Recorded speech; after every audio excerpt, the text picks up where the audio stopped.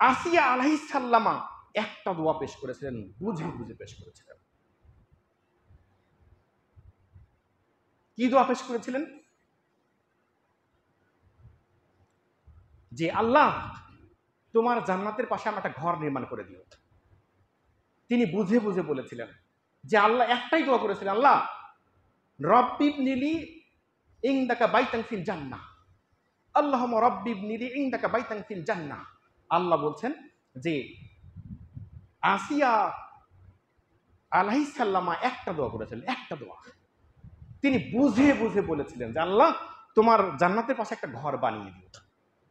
আর আল্লাহ বলছেন যে আমি আল্লাহ দোয়া কবুল করে তার জান্নাতের একটা ঘর বানিয়ে দিয়েছি। আলহামদুলিল্লাহ, তিনি একটা দোয়াই করেছিলেন। তাহলে দোয়া বুঝে বুঝে দোয়া করতে হবে, অবুঝের মতো না বুঝে দোয়া করার প্রয়োজন নেই।